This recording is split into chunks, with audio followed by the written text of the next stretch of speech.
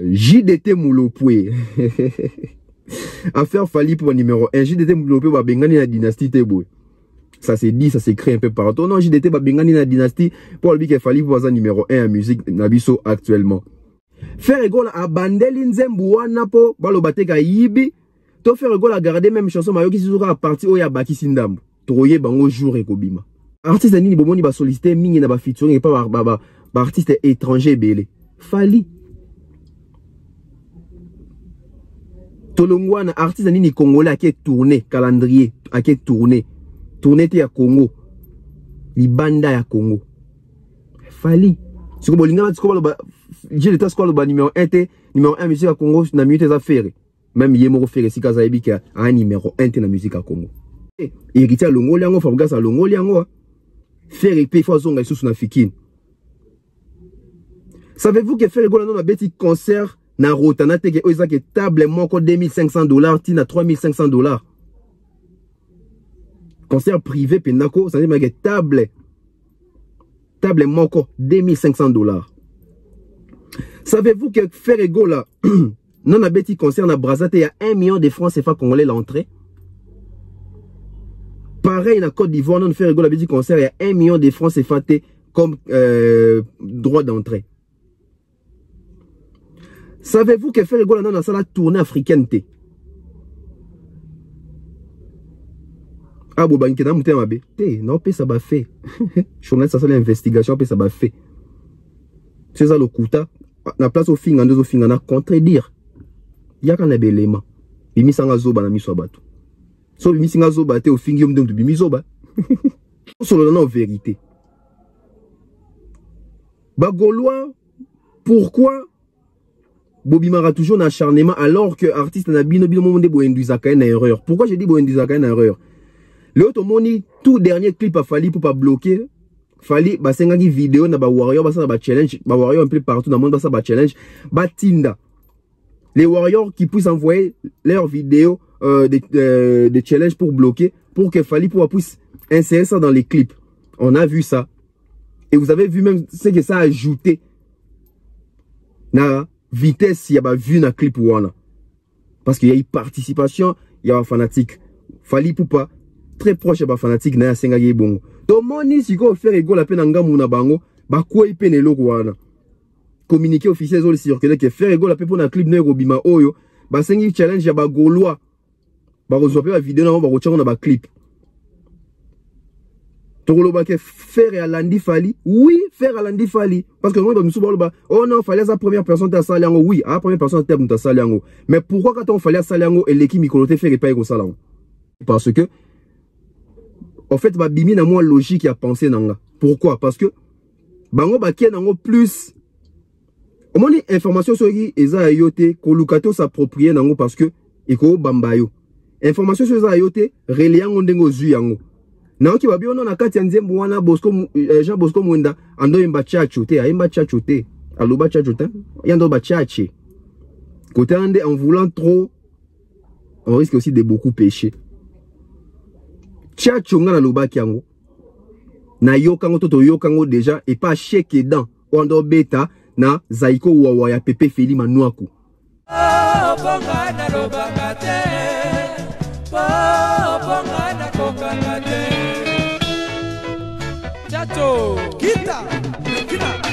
L'album a succès à Koffi Olomide au question Koffi pena bani pena avant na casa style tchachongo bana bando beta la Koffi na studio. Tu me posais question. Si vous avez un studio, Koffi te muta beta ba guitare wana à l'époque. Banani bando betele. Ba maestro, ba musicien. Si Koffi mo midem dans pesa bango musique na munoroto bango de bando ya na musique. Question mususu yango. L'agence Kimia Shipping au Canada. L'agence Kimia Shipping au Canada, toujours prête et à votre service. La solution, c'est l'agence Kimia Shipping Canada et adieu nos petits soucis.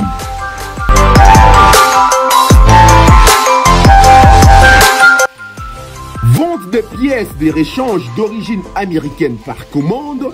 Contactez l'agence Kimia Shipping Canada car ici c'est la rapidité, la fiabilité, la sécurité et le sérieux.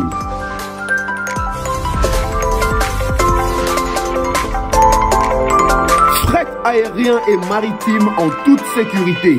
Pour l'envoi de vos colis et marchandises, Congo-Canada, Canada-Congo, par avion ou par bateau, contactez l'agence Kimia Shipping Canada.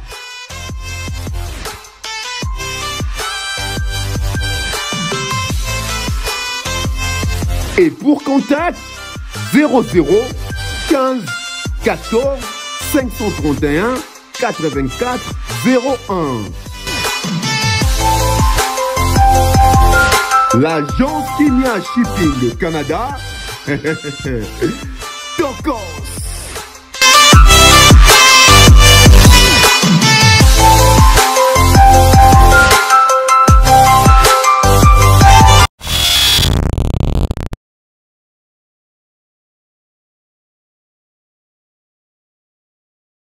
Kinshasa, la capitale de la République démocratique du Congo. Bonjour, bonsoir. C'est avec une grande joie que je vous retrouve une fois de plus ici avec cette chaîne YouTube Bev officielle. Alors, à toutes les personnes qui ne sont pas encore abonnées à la chaîne, abonnez-vous. Activez la cloche de notification pour ne rien rater. Ça ne coûte rien et ça va beaucoup nous aider. C'est une nouvelle façon de faire, c'est une nouvelle manière de faire, c'est la nouvelle vague. C'est notre génération en fait. Alors nous devons faire les choses différemment de nos aînés, de nos grands frères, des personnes qui nous ont précédés. Alors voilà pourquoi ces concepts cerveau-penseur sert ou va servir à faire bouger nos cerveaux, penser, aller faire des recherches, ressortir l'intellectualisme dans l'intellectuel. Donc voilà. À la présentation, tonton Bev, les transferts les plus chers de la presse congolaise, internationale, 12e merveille, les motiver toute une génération, monsieur Autotune, cerveau penseur, NFL, jumeau de la vérité. Lui, il n'est pas au milieu du village, mais il est au-dessus du village pour voir comment est-ce que les choses sont en train de surquiler dans la vérité, dans la fausseté. On va juger ensemble avec vous parce que ces concepts, et là, taramutu tout haut. Azo croire na concept ou azo croire na musalo tozo sala surtout la vérité na milieu ya musique na biso to linga me pe bato belete parce que bato belé ba message na lokuta o ba komisa ngo vérité alors to azo mona ke biso tozo ba vérité ba ko sepelate parce que ba romona que biso comment est-ce que tu réussis à réfléchir différemment na bango, comment est-ce que tonton Bev arrive à ne pas tomber dans la corruption, comment est-ce que lui n'arrive pas plutôt, comment est-ce que lui, il arrive à ne pas gober Babou Zoberi ou ba artiste nabiso, ba mélomane, même communauté congolaise, où tu vas la pilule facilement. En tout cas, il y a ba pilule, mais sous ce pas na babiso oyo et les kakaté. Alors, voilà. Les propriétaires de tous les dossiers et des retours. Les propriétaires de tous les dossiers, c'est qui? C'est tonton Bev. Sur l'affaire Tchatcho. Donc, l'actualité oblige, on commence comme ça avec Maestro Fabregas. Mais avant d'abandonner Maestro Fabregas, laissez-moi d'abord dire merci à mes sponsors. Merci comme ça à César Amaniamani César, hein, donc sponsor officiel de la chaîne YouTube Bev officiel.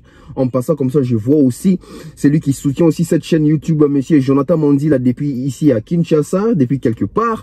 Et merci comme ça à monsieur Franck Kassongo depuis l'Afrique du Sud, lui aussi c'est un sponsor officiel de cette chaîne. Merci comme ça à monsieur Eric et madame Laetitia Dionzenza, sans oublier comme ça Mister Mukanda Muktek, hein, depuis l'Amérique. Alors, très content de commencer avec vous, très content de débuter une fois de plus. On a Fabregas Maestro. Fabregas Maestro, trophée YouTube. Enfin, bah, PC trophée à 100 000 abonnés sur sa chaîne YouTube. Et ça lui plaisir, et ça lui bien. Il y a un qui est artiste, en tout cas. Tout comme vous avez un trophée wana, un trophée YouTube wana, ça la bien ça pour suffisance que tout ça suivi quand même. Bazo landa biso balingi musique na biso ça forte. Alors bah guerre toi nango tinate parce que si déjà on arrive à avoir plus de 100 000 personnes bazo landa la chaîne na ça pour suffisance que oh ça la musala mo agitoko. Maintenant quand tu as to décortiquer pour na Simaya trophée à Fabregas, il y a la réponse à la sortie médiatique de Fabregas. Oui, effectivement, na Simaya trophée à Fabregas, il se cache la réponse à la sortie médiatique de Fabregas au attaquant Kempe, bah collègue n'est belé à musique. Pourquoi déjà je viens avec Elokona Betomaron à début émission. Vous allez comprendre que Fabregas a attaqué les vues dans cette émission-là. Fabregas a attaqué les disques d'or. Fabregas a attaqué les dates, etc. Mais c'est le même Fabregas qui reçoit un trophée YouTube. Oh, il y a critique qui va abonner à Batumususu, etc. Ils en ont Instagram, ils en ont YouTube, ils en ont Facebook, tout ça. Et pourquoi je dis que la réponse se cache derrière les trophées YouTube de Fabregas? Comparativement entre Fabregas et Fally Ipupa. Fabregas qui voulait se mesurer avec Fally Ipupa jadis. Fabregas qui a voulu contredire Fally Ipupa et se moquer de lui par rapport, il y a disque d'or, par rapport, il y a calendrier, etc. Mais Fabregas doit se poser une question. Trophée au YouTube appelle ça Fally Ipupa. Est-ce que c'est les mêmes trophées au Bapé si Fabregas? Voilà pourquoi je dis que la réponse se trouve dans le cas de trophée au Bapé si Moko. Nous avons la raté. Hein? Parce que Fabregas a eu trophée à 100 000, mais Fally a eu trophée à 1 million d'abonnés sur YouTube. Et tant qu'il a eu trophée à 1 million, il avait déjà dans les 2 millions et quelque chose. Et les autres Betamino et Fally sur YouTube, il a 3 millions d'abonnés sur sa chaîne YouTube. Bilo a fait interpeller Fabregas. Ah, John, on a les cas qui n'a minimisé, n'a dénigré. Il y a un trophée à 1 million. C'est la même dame. Hein? Oh non, il fallait avoir trophée YouTube. Fabregas pas eu trophée YouTube. Oui. Parce qu'il y a trophée YouTube, mais il y a une nuance. Fallait avoir trophée YouTube. Il y a 1 million d'abonnés. Comme Kofi Olomide a trophée YouTube. Il y a 1 million d'abonnés. Fabregas a eu, il y a 100 000 abonnés. Il y a une différence entre 1 million et 100 000. Et aujourd'hui, la musique doit se définir plutôt dans bas niveau. Posons une question. Fabregas a plus de 100 000 abonnés sur YouTube. Alors, il fallait qu'il y ait plus de 3 millions et quelque chose. Allez voir la différence. Donc, Fabregas, il faut ça combien d'abonnés pour atteindre 3 millions quelque chose. Oh, il fallait en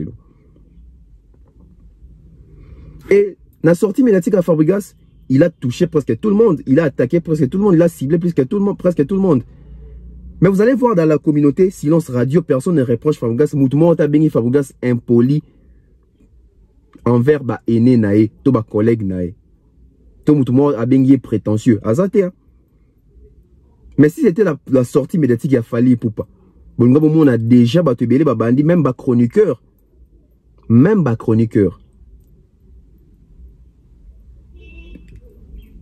Et cette affaire, le baron toujours ba chroniqueur et belé lelo ba bandaki bien mais ba yo kota na lure o ekomi ke pona mbongo no yo kananga sous sonité pona mbongo no yo kananga sous sonité et lelo ba doit sala sous musala te pona passion mais ba doit sala musala d'abord pour l'argent passion que doit boire quand on écoute yo boire parce que biso ba o peso to zaki bien kasi nati ba biso ba to za pour ça pe ba mbongo te to za pe na pour ça mbongo to pe na pour ça que tam sous na fin du mois. Musicien moi bengi appelé sur quelque chose décembre pour notre mususu. Mais pourquoi on les fait pas? Parce que toi ton carrière toi na ba valeur au toi to mériter respect mon robot. Toi to mériter respect mon robot. Et toujours on a même lancé Fabregas maman na concert na France wana ah tout le monde combattant dérangé té. Pourquoi combattant dérangé concert à Fabregas té? Combattant lembi combat. Réellement, il y a Laurent Soko comme tendance financer tout au financement zagite ngwana te sentir te ou soit ba combattre ba qui ne bazan logique na bango ba kipaka bato bazan un succès ba kipe Fabregas te pour Fabregas bazan un succès te to ba kipe Fabregas te parce que bango pe ba lembi d'abord comment ba qui pose sa musique et zonga. C'est la question qu'on se pose pas. Nous sommes tous contents oui Fabregas a bêti concert na Poto na France wana en tout cas ça qui plein. Par rapport à la prestation, on est sorti aux États-Unis, à ta prestation monte aux États-Unis et Kokanina plein ou à salir en France hier. De ces côtés-là, j'ai déjà félicitations à Maestro, félicitations à Fabregas. Parce que c'est pas facile. C'est pas facile. Il a fait ça, à quitter en France. na ba musicien o ba kima ba koki quand même ko consolider sous équipe ba pesi ba tu bilingue. C'est ça aussi la musique, c'est ça aussi la force de la musique. Kotana Fabregas s'est surpassé, ba to pe ba longwa ki pa na pe ba se surpasser. Ba on est ba adhérer na projet pour faire satisfaire d'abord peuple to public o pesa bango makambo. O est considérable bango. Mais d'où je me pose la question, les concerts de Fabregas n'ont pas été sabotés parce que Fabregas n'a pas de succès actuellement. Quand on parle de la musique congolaise, les lots n'a pas tête, n'a pas tout ça succès. Fabregas a sous-souté parmi bateau votre compter ça succès. Ni na une chanson, ni na tube. Ni na une chanson, ni na tube. Et dans quelque part, il s'allie bien parce que musique n'a pas comment sentir que bateau va comme besoin à rebeter dans la poto. Ils ont lancé mon bien fallu pour banda qui a eu Josara et Sima, tout le monde peut bander que bien moi en Sima quand même ba prestation na poto, même si ça va concert, même si ça qui dans sens il y a ba showcase en tout cas. L'espace Schengen pena bande quand même sur ba ça les fort et rebeter ba concert et puis on ba combattant conscient, on va comprendre que musicien sans musicien, toi bande comme surtout ba congolais, ba famille zo bi kana Sima ba artiste na biswana, ou ba prestara na poto, ba mbongo ba zo mo ba entrer ba zo kana et sunga ba famille belé en Congo, Kinshasa ou ba nyo so ba kumi sarake, ba lingi Congo. Et na moni pe participation to passage ya Soleil Wanga na pesi mbote sika zali na concert à Fabregas boende to lingaka. Bah yaya ba chapé ba leki coup de pouce. Et dans reprise une anecdote moi la première fois on a yoka Fabregas azo mbanabi en tout cas Fabregas azo na ligne ba Soleil moi ba comédie musicale wana ça rabi so bien moro boy donc ba on va kutani sur scène et ngana rosenga na maestro Fabregas ezakate sur scène de bakutani ngana rolinga prochain album ou même single moko bima Fabregas ça biso plaisir ayemba na Soleil Wanga comédie musicale na ba on balé na kata nze moko et go pesa pe couleur mususu couleur mo ya bien et ça la bien côté à maestro Fabregas et puis côté ya vient biso Soleil Wanga JDT Moulopoué affaire Fali pour numéro 1 JDT Moulopoué ba bengani na dynastie Teboy ça c'est dit ça s'écrit un peu partout non JDT ba bengani na dynastie pour le bique Fali pour ça numéro 1 en musique na biso actuellement mais tous on a ba fait question au ba tourner JDT Moulopoué sogi actuellement la musique à Congo dans un numéro 1 à répondre Fali Ipupa. Pourquoi JDT à répondre Fali Ipupa? C'est la question peut-être au Fifi si il fallait tout na JDT. Oui, au dit que ça Fali Ipupa. Pourquoi c'est loyo c'est Fali Ipupa? Toyoka réponse nae. Mais aussi longtemps dans ces justifié bah tout déjà bandit zéro condamné. Et là la majorité bah tout condamné ça bah fanatique ya Wenge, bah fanatique à maison mère, bah fanatique ya Ferré. Parce que niveau bazo finga JDT na ba page Nathalie donc qui sont na bino ba congolais ba linganité to linganité et voir même plus le bazo bagé papa 50 ans mais qui ne sait pas que JDT à sa génération mo na ba wera son ba ba raté ba bula JDT les ke ba wera musika té JDT je crois rose à la âge moko na JB ou soit rose les ke JB na inane parce que ça Marie-Paul JDT ça venait de Picho ba master ba to génération moko ba to génération ba JB wana ce qui différence ba âge 00 ça ba une année 2 ans ba to natangi bino na savane ta parce que savane depuis déjà habiter ba Fali na quartier latin mais ba Fali ba benga ke vieux parce que ba ebi âge savane de Picho savane de Picho na ba JB ba master donc JDT pas à rambiaka so ba barati mo na ki mo muke mais ce qui bolo ba JDT mukolo papa 50 ans mais mukolo za âge na bolingi quoi ça nini c'est son âge et puis ça ridicule. Par contre, vous fragiliser les sous-dynasties. Et moi, j'aimais l'attitude de JDT et puis réponse à JDT parce que JDT n'a pas été hypocrite. Complexé, pété. Parce que Batum Sousa Zaginet, il va tout une question à Céléo. C'est le Ngaga marché, bien qu'il y ait vérité. Et nous avons dit que c'est la JDT mission. Bon, ma coffee au JDT au bêta, c'est le maestro. Voilà maestro GT pas popi. On met qu'on a beaucoup. Mais c'est une personne cohérente, à logique, makambalo bien à cosité parce que les lots. Tout maintenant l'isolant. Pourquoi les lots bazo cha Fali Ipupa? Tout aux autres Fali Ipupa na échelle wana kaza numéro 1. Mais tout le monde a bisonio soa. Tous on a parti à 2020. Na 2020 artiste nini Congola beti concert à munene na sala munene batubele bakoti. Fali Ipupa. Na Bercy et puis na période à combattant. La période ya combattant. Tolongwe wana. Na 2021. Toka na 2020 wana. Artiste ni abimisa ki album Rumba. Oh, album ne Rumba ya 2020 wana. Tina ba album l'Union so Rumba bimi après oh ozo teka koleka fali. Oh abeti ba concert li banda koleka fali pour album ya Rumba. Azate. Artiste ni babenga ki asala inauguration ya stade de plutôt ya Cannes. Tête d'affiche ya te ba sangisi na bato. Tête d'affiche mo a clôturer pena bord wana. Fali. Tolongwe wana. Artiste ni bomoni ke na mbongo na musique asombi mutuka sika meiba ko so ba montre sika. Fali. Tolongwe lisusu wana. Artiste ni bomoni ba solliciter mingi na ba featuring et pas ba artiste étranger belé. Fali. Tolongwe wana artiste ni congolais qui tourner calendrier, qui tourner te ya Congo. Libanda ya Congo. Fali. Siko bolinga ba siko ba j'ai l'état squad ba numéro 1 te numéro 1 musique à Congo na minute za faire même yemo faire sika za ebika a numéro 1 te na musique à Congo même yemo faire sika za bolinga gi j'étais atanga nani artiste nini congolais le bike a que signé Stade des Martyrs yemoko Fali. Toi on a combien d'artistes na Congo? Toi on a combien d'artistes na Congo? Et dans ces pays là on bout le cas sur le bakabi. Mais les lois bazo boya ke fayaza numéro 1 te Papa Wemba o ba tutu ba ke nga idole na nga Papa Wemba. Papa Wemba tant lo ba pona fale lo ba nini. Donc Papa Wemba pas zaki warrior hein. Question mi tout na ba ngwana. Papa Wemba zaki warrior. Papa Wemba zaki déjà en avance na vision mon ke moi au bali yo yende muto il sort du lot quoi. Il sort du lot. Donc boti kaji de te kimia. Oh ba bengana na dynastie. Nani ko bengana na dynastie kuna ko beta bango nyos. Et puis ba non ndeni bengana ya Jackie. Gaz Mawete avec innovation hein. Ils appellent innovation na beta pena c'était nango. Félicitations à l'artiste, félicitations Gaz Mawete à Garabina na Boyka Machine petit cœur. Donc 2 clips na kata lien moko. Wow.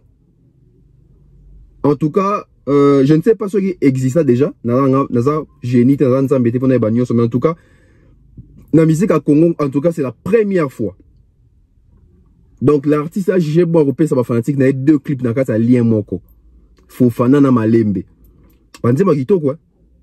Surtout Fofana, j'aime beaucoup Fofana. Malembe aussi c'est super, mais moi je kiffe trop Fofana et Gaz Mawete. Donc innovation non les alaté. En tout cas les amis allez regarder ces clips là. Bon, quelqu'un dans la page, la chaîne YouTube, il y a Gaz Mawete. Bon, il y a 2 clips dans le lien moko. Donc, dans la vidéo, 2 clips. Fofana. Et puis, Malembe de la part de Gaz Mawete. Donc, Gaz Mawete, ici sur Kinshasa, il va livrer un concert. Voilà, Gaz Mawete, donc, le 30 septembre 2022 à 14h. Et la team BNB en concert live à la Téné de la Gombe, Kinshasa. Donc, le 30 septembre, hâtez-vous. Ba réservation, bon, les cas déjà, on a pour nous billet, na bino, ticket, na bino, ça la bien. Parce que biso tout tonton bef pour la wana. Donc, le 30 septembre, à 14h 2022, oyo, biso tout na Téné de la Gombe. Avec l'artiste, Boyka Machine, Gaz Mawete, son album se comporte très bien. On peut être fier, il y a artiste na biso wana, Gaz Mawete. Ferrego là des retours. La belle voix des retours. La voix puissante des retours. Jésus des nuances des retours. Alors qu'est-ce que Ferrego la bombe libiso na retourne? Parce que Ferrego la sali retourne. Tout le monde est déjà dans le studio. Ils en parlent sourire. Saint Thomas. Koka moite. Yebisa bagolo ba midiembika. Et yebisa bagolo ba sepe la ba fitol ba midiembika. Tant pis. J'ai aimé partir on a tout dans le monde d'amour sans bien monter dans yokango. Ferrego là c'est parti. Chéri Paula Papa Sadia. Là il va où il vit à petit naïe. Trésor Moscou. Prince Mobola Teti. Yada dan Baba na patriarche. Mami Lelaï. Saint Thomas koka mwate yebisa bagolwa basepela bafitol bamidembika Serge Luki. Wow. Ferregola garde toujours sa voix après la prison. Donc on comprend que c'est une voix, nous avons tapé ça, donc voix naturelle, il y a Ferregola. A aussi prison, mais voix ezakaka. Ferregola a bimi prison. Ba rumeur il est belé, ba rumeur est bimi belé. Ferregola garçon mo bimi na kinkuna comme on est héritier, atela gi Ferregola nzembu. Ferregola koki simbongo nyo sauter en garçon na tindi déjà voice c'est pas ceux qui ba mari leur etc. ba pas parole c'est pas côté makambo donné fana Ferregola moi bimi sasu nzembo les parce qu'il ba poiti en déjà. Et on se pose la question, parti autour qui a Ferregola yembi. Ferregola a bandeli nzembu wana po balo bateka yibi. To Ferregola garder même chanson mayo qui sera à partir oya baki sindambu. Toye bango jour ekobima. Tokoye bango jour ekobima. Donc parti sous namo bato ba Ferregola ndazana il est très malin.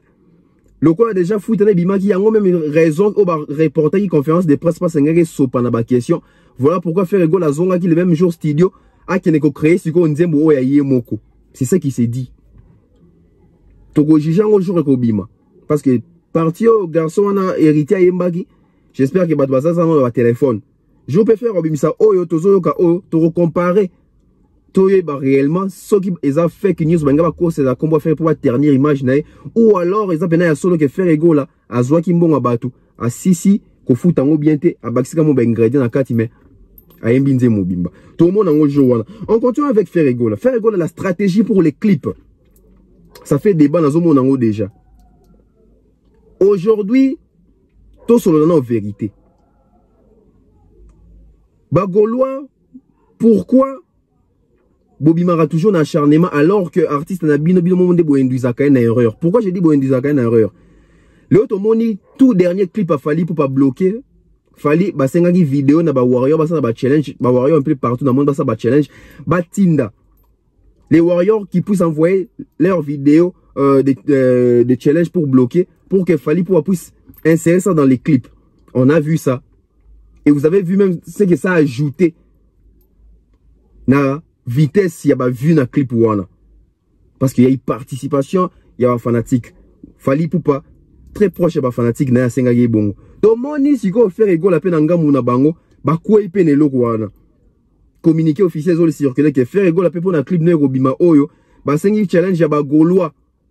Ba ko zope ba vidéo na ba ko tchanga na ba clip. Tokolo ba ke faire à Landi Fali. Oui, faire à Landi Fali parce que moi ba musu ba oh non, fallait sa première personne ta salango. Oui, à première personne terme ta salango. Mais pourquoi quand on fallait salango et l'équipe mikoloté faire pas ko salango? Question ce que ça va parce que ceux qui fallait à Salango en 2017 faire à Salango en 2022 ah il y a quand même laps à temps mais oh il y a même pas un mois bloqué depuis bien un mois mais tout le monde déjà que côté faire et puis aussi un peu ba golo ba ça la challenge pour ba insister ba insérer dans ba clip et ndé ba lo barake et là quoi bien ba copiera toujours mais seulement il faut quoi vous rappeler ça copier exactement copier comme ko finga aux la bénité et là quoi bien ba copiera toujours. Et là, on y est celle qui est faire à copier Fali na place wana. Faire à copier Fali parce que mon vitesse, il y a pas vu et qui est pas Fali. Hein. Fallait ça qui un jour 1 million de vues. Ferregola s'est dit ça peut être une belle occasion, une belle opportunité. Que à peine à Salango, je peux aussi faire 1 million de vues dans un jour. Pourquoi? Parce que quand il y a l'apport des fanatiques, au yabité, donc les fanatiques va tenir une vidéo. Moutou toi tu na vidéo et que vidéo na ba un clip. Ou éviter ce botchon, mais utiliser avec l'espoir que au moins on a. Sûrement pour ça, n'ingano ba kamano ba ndekono. En tout cas, bon, on a calamité na clip à faire réseau bimasika. Sans mouta ça fan à faire était, mais que cousin nae a refiguré na clip à faire. Encore qui est les bacs, ça ba vu. Ils ont stratégie moko yako saganate. Sous kana stratégie, batu ba la fali stratégie wana ba pena ba bouliste. Et batu ba li faire stratégie oyo ba vrai bouliste po. Ba pena hey regardez les logos muninga sala. Mais ce sont les mêmes personnes qui vont vous dire que Batal a falité. Comment c'est fait? Namoni Bato Belé, c'est justifié. Oh non! Fallait la première personne dans le salon, Bato si Basalango. Oui, Bato si Basalango, mais pour y faire à salon quand vous fallait à Sali. Pour y faire à salon Kalate. Et comme il y a des clips bon, à faire à Salara, au faire à ses maquillages, Michara Bamande Fouboué, il y a Pembe. Fallait à salon déjà dans Nice. Même quand on a fait question faire à Nia. Oh non, non, mon angoté, tout ça. Quand on copie, Congolais, tous à bon, ça, on copie, Ndimaka qui copie. Ndimaka qui a copié ça et l'autre. Ça prouve la suffisance que Moussa les osala mamalamu. Donc voilà. Impact y a sorti à faire égaux là sur cette chanson. Ou Impact y a prison y a faire égaux là sur cette chanson. Tozelango toye bango siko sur le terrain jour et bima. Parce que rappelons-nous tobaki tendons le bango ndo dans la communauté. Je faire bima na prison et ça la décollage à succès ndemo sakate. Alors tolingi tout le monde est-ce que décollage wana jo clip et bima. Ba Gaulois osko za mission na bino. Faire azo bima sa clip azo honorer bino. Tout le monde a bino présent na ba vue parce que bo déceva batu, bo déceva biso na clip ya Royaume Kunga. Ba communicateur na bino belé ba leka ba loba ke faire obeta 1 million na un jour. 1 million et beta mana 3 semaines après. Rumba trap peut-être obima awa to kanisa de quoi faire azana na prison et ko pesa sous makambu mais bo ke tala ba vue ya Rumba trap. Bo ke tala ba vue ya Rumba trap. Au moins, nous avons dit ma solo musique, nous avons dit réalité, nous avons comprendre des technologies, pour tous sur le téléphone, sika. Il vient, il nous dit, oh, bien, vous connaissez musique, ça qu'a vu, papa. Quand yo mo kwana so artiste a koufi pauvre ou sekae, ba vu on ezara mbongo so yebara te, ezara plaisir te. Ba vu on ezara plaisir te, ba vu on ezara mbongo. Ba vu on est kontaka. So boye barate, bo quand ça te ezara le coup, ezara plaisir. Pour vous comprendre que ça aura plaisir, bon, la bateau va changer votre discours pour la vue, on attend comment ça va vue à bien. Et ça aura plaisir à ça va vue parce que c'est de l'argent. 1 million de vues, je vois ça vient bon et quand ça va. Bon, comprendre qu'il faut botter la partie, ça vient pour partir de côté ça bon. Ou là, au jalousara partie, me sous tambazo sur ma rami, tout comme ça ma montre. Vous allez comprendre que bambon on est où t'as rappelé na bambon on a vue, on a bambon on a vente, on a streaming, on a téléchargement, on a Spotify ou bien quand c'est les artistes à Zorambon, est-ce que vous me posez une question sur artistes à Zorambon? Artistes à Zorambon, posons des questions. Artistes à bêta à concerter la majorité. Bah on a producteur té. Bah en train d'avoir les arabes. Bah en train d'avoir été dans vente en ligne n'a pas vu. Si vous avez eu besoin de donc bien quand c'est musique est efficace. Il y a des artistes non rasati go bêta musique. Ah bêta on poani. Pour pas tout le monde en a mis sous vite. Congolais lui quoi prendre té à mawapo na yo. Vraiment ça m'a pas congolais. Voilà, ouais ça qui impact. Il y a prison, toi emprisonnement faire égaux là sur nzembo réseau bima kalate o. Troyer bango ton nzembo ebima. Parce que quand déjà nzembo, on a CP nzembo qui to faire un déjà bien faire à poser. Donc tout c'est ce que feedback, ba streaming, ba téléchargement. Non qui ba golo zo CP là ba te carabien na Amazon, Torota la kasi. Et curieusement, les lots, ça comme investigation, faire attaquer en Amazon, mais les gens ne vont pas vérifier. Bon, qu'ils vérifient en Amazon, c'est pour mon affaire. Assis à l'ongwa déjà kala. Assis à l'ongwa déjà kala. Ce qui fait attaquer en Amazon, il faut qu'il y ait une suite logique. Attaquer en Amazon, bon, streamer na YouTube, na Spotify, na nini, na YouTube, na chiffre bien. Banzem besoin d'accéder à abonnés. Vous avez vu bloquer à Fali pour accéder à abonnés et l'ongwa il y a 2 millions. 97 points quelque chose, c'est comme si on a 3 200 000 abonnés sur YouTube. Vous voyez comment même Nzembo ko ba abonné, ba to si ka ba découvrir yo ba s'abonner. Ba Gaulois ba les gens na kan na bino bok ça fait sonité. Alors to comme déjà devant fait accomplissement au Wezani. Aujourd'hui les gens nous taxent des warriors, toi pour Profali etc. Pourquoi? Parce que les gens veulent la concurrence mais veulent pas babete la bango les manies en carte à concurrence wana so bandio bete les mots en carte à concurrence wana mbalamo ba taxi que comme muta fali. Aujourd'hui ba Gaulois babike nde bazana bwe cible na bango za fali na concurrence na bango bachara fali bango na fali ya omoni ba Gaulois bele bazo éviter concurrence en Iran donner héritier parce que ba babike so ba bi personne héritier ezan ti ba kimi fali et ti ba kokite. Ah oui, il faut tout sur la macamango vérité des alliés. Oh, ça peut ba émission pour la vérité hein. Ok, la concurrence avec Fali. Faire doit remplir beaucoup de critères pour remonter pente la concurrence. Ah oui, et là, bah, élément offert égal, il faut à remplir.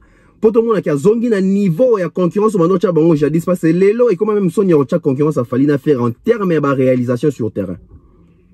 Savez-vous que faire égal depuis banda carrière na bêta concert na Shark Club et ça bah élément il faut baki ça na CV naie parce que histoire égotique à la musique congolaise trop bête histoire nini et là doit comprendre rater en wana. Savez-vous que faire égal depuis fallait tout besoin na fiki na faire que longo la défi à fiki nté héritier longo liango fa gasa longo liango faire épée, il faut zonga sous na fikine. Savez-vous que faire égola non a petit concert na rotana teke oisa que table moko $2500 tina $3500. Concert privé penako, ça veut dire que table moko $2500. Savez-vous que faire égola non a petit concert na Brazzaville, il y a 1 million de francs CFA congolais l'entrée. Pareil, na Côte d'Ivoire, non faire égola petit concert, il y a 1 million de francs CFA comme droit d'entrée. Savez-vous que faire égola non a la tournée africaine te? Ah, bon, banque dans mon abe. Non, ça va fait. Journaliste, ça c'est l'investigation, ça va fait. C'est ça le kuta. Na place au finga, deux au finga, na contredire. Yaka na belema. Bimi sanga zoba na miso batu. So bimi sanga zoba te au fingi yom dem bimi zoba. Faire na kenda tournée américaine te. Savez-vous que faire égola nana zongité na poto kebeta grande salle net Bercy, il y a 21 000 places assises. Savez-vous que faire abeta kaka Zénith, faire abeta Olympia te faire na abeti Bercy te, il faut longo lango. Bolingi concurrence, il faut faire à l'exception gaza capable parce que to chaka e kasina fali. Savez-vous que faire égola nana sala rumba il y a 20 millions de vues te. Nan nous faire poster te rumba mo sali 20 millions de vues. Nanouté. Savez-vous que faire égola? Savez-vous que faire égola nous a agité marché français en termes que ba artiste wana na ba projet na ba looké pour na ba featuring. Nan nous a sollicité bi mingi te. Vous savez que faire égola c'est que tu vois na 10 albums il y a ba artiste français ba bima na en featuring. Nan nous va solliciter bon côté. Et ça ba défi faut relever pour zonga na niveau ya concurrence. Mais au moins na ba toza pembe ne ba yebisi ba vérité haute parce que ba bangay. Et quelque part ba na société a évolué hein. Bango il se contente baliaka mbongo zo bima pas faire égola. Mais pour atalise makambo oyo ba otalisa ngote. Bango ba na forme imagée na bango balati ça faire que ou l'équipe bango na mungongo l'équipe on a voix. Oui, faire et tokolo ba l'équipe ba na voix, mais voix ne memi wapi. Voix faire et memi faire nini. L'autre monde ndenge ba artiste ba frapper fort. Faire égola voix naé et pesi nini. Au moins il y a comme il faut débat. Parce que les goûts et les couleurs ne se discutent pas. Peut-être on a Congo va se voir faire et peut-être Liban va voir faire et va voir. Voilà. Faire ego là est-ce que va que na soit single d'orte. Certifié na Snap. Alors ça va défi fort au longo là. Bo zelate inons bi guess mette lobby ton bayo longo la biloko et comment que va comment tu faire na 5e position bo c'est pelaté. Alors, il faut pousser faire à travailler dur à comment la place. L'équipe qui entoure Ferrego a fait des efforts. Alors, énorme effort pour remonter l'artiste. Ça va de votre intérêt. Les propriétaires de tous les dossiers, affaire Tchatcho. Tout a commencé ici dans cette chaîne YouTube. Bon, tout a commencé d'abord déjà chez Nati Lokole, que je salue comme ça. Et puis, déclenchement, il y a des sources et bandits sur la bête officielle. Binomo Boumoni Siko Mikolo na YouTube Ndezo Kende. Et moi je suis très fier de moi. Et ça na bateau va comprendre atteindre mon que bazana ba raisonnement moko incompris kaka. Déjà je vois les pasteurs, les prophètes Denis les Simon Vieux na pesi mbote si kaze fona côté na parler Mikolo. Dans la mon émission j'ai compris vite que sûrement via l'andagi petit nae. Mais quelque part, via péché, nakatia, à propos nae. Question zanini, ton problème est zanini. Rumba Tchatcho. To style Tchatcho. Style Tchatcho za nani. Style Tchatcho za Kofi, ou l'omide. Na style, hein, d'eto, ndenga, et qui dans la musique, na bi, le so abi. Ton cause musique za nani, baba fali. Tchatcho za nani, baba Kofi. Pourquoi? Parce que, après ça, combo na musique naye. Cela ne veut pas dire forcément musique abe taraye pe muto saliango. Nion c'est zali. Mais apparemment, nous sommes des gens qui battu. Non, mais on a fait. Les lots Tozalina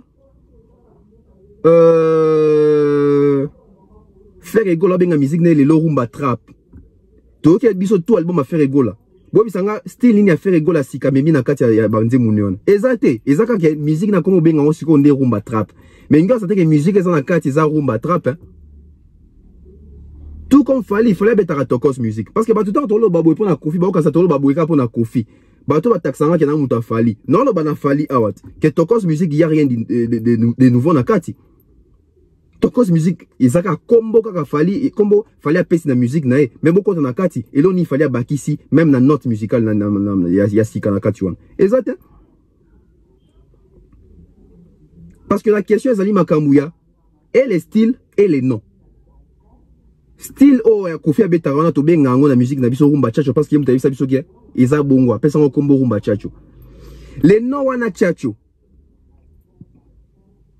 ndenge tangu ba recherche ça maki bato belo bino na Congo depuis banda boyoka nani aloba chacho avant Kofi Olomide na ba investigation to bimisi ba image ya bato si baloba chacho na moni pas Vincent Chouis na pasteur de l'Ile sikoto na contredit bango mo muke parce que en fait ba bimi na moi logique ya penser nanga. Pourquoi? Parce que bango ba kie nango plus au moins information sur qui eza ayote kolukato s'approprier nango parce que eko bambayo information sur eza ayote reliango ndengo zu yango na ki babio no na kati ya nzembo wana Bosco Jean Bosco Mwenda ando imba chacho te aimba chacho te aloba chacho te yando ba chache côté ande en voulant trop on risque aussi de beaucoup pécher chacho nga na lobaki yango na yokango toto yokango déjà et pas cheke dan ondo beta na zaiko wawa ya pepe feli manuaku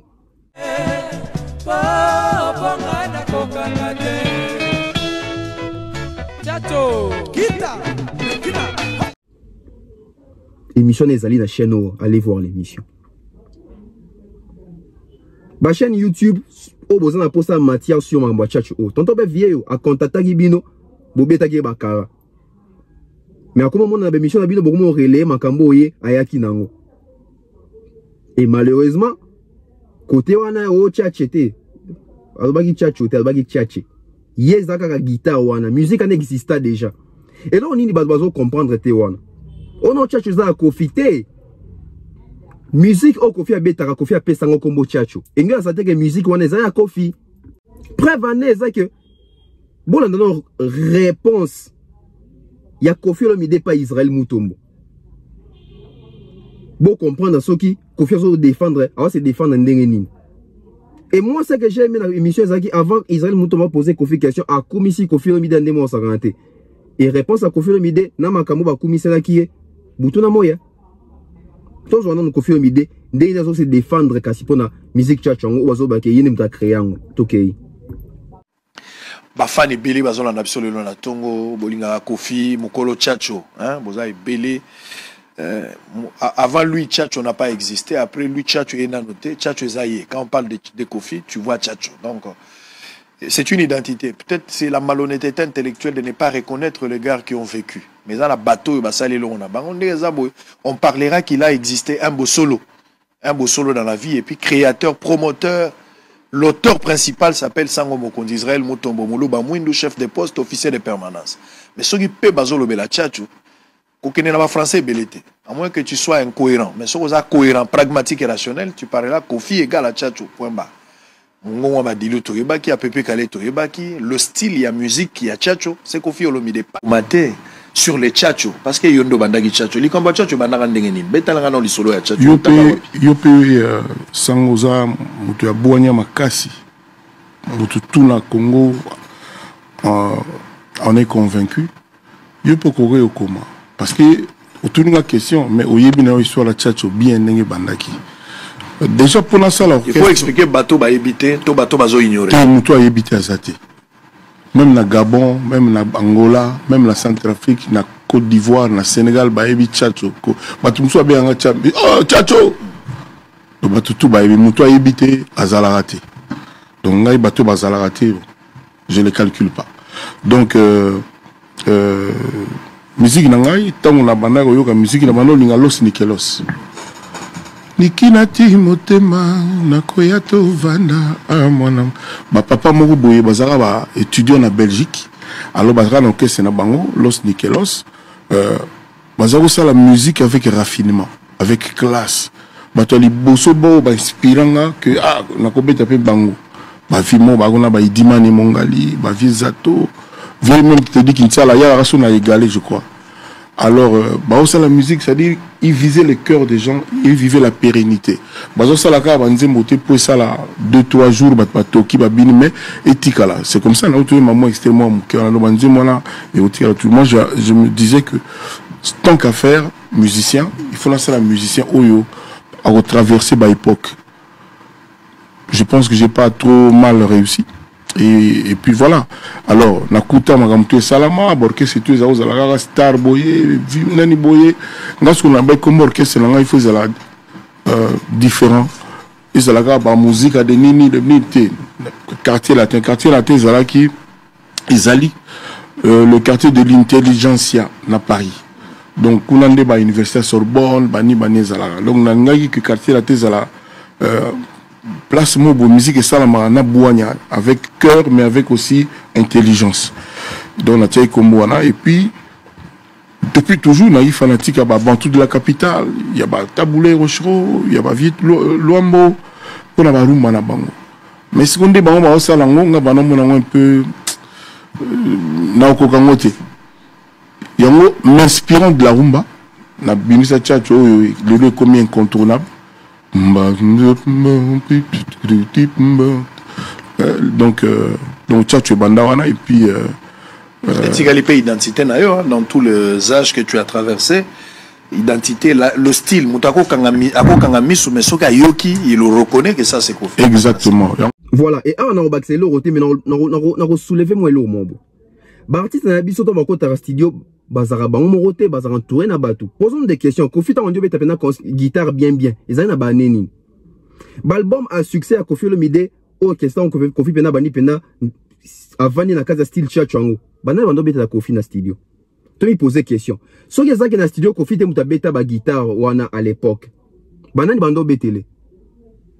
Ba maestro, ba musicien. Si Kofi Olomide mdono pesa bango musique na munoroto bango de bando ya na musique. Question mususu yango. Donc non préféré to souka lelo. To continuer sous ba investigation. Donc quoi toi dimanche semaine ezo banda tota semaine on de banda. Merci na batutu balandi biso, merci na Mama Flo, merci na Jani Pembele, Benji Bernard, merci na Sarah Bouanga, Sarah Bouanga depuis Gabon. Merci Monsieur Jonathan Mandila, merci Boyena Vienanga Mandalelo, Mandalelo Vienanga cerveau penseur ya mopanzio na kuna. Merci na Bino Nyonso, merci na Stéphanie Mac, merci na Nouch Mawete, merci na Nisha Cardozo, merci na Moranissa, merci na Herbezo la from Cape Town, merci na Ida Lomboto, merci na Ide Clarisse, merci na Black Pearl pe na PC Mbote azanga raté, merci na batutu balandi pe na bev officiel. Na ba on a bossé na mabanga bolimbisa oyaka ka Benzema Madimba Queen Piqué, boza pende les princes pe na mona commentara trop. Que Dieu nous protège, on se retrouve très prochainement 9 Pro pe na PC Mbote.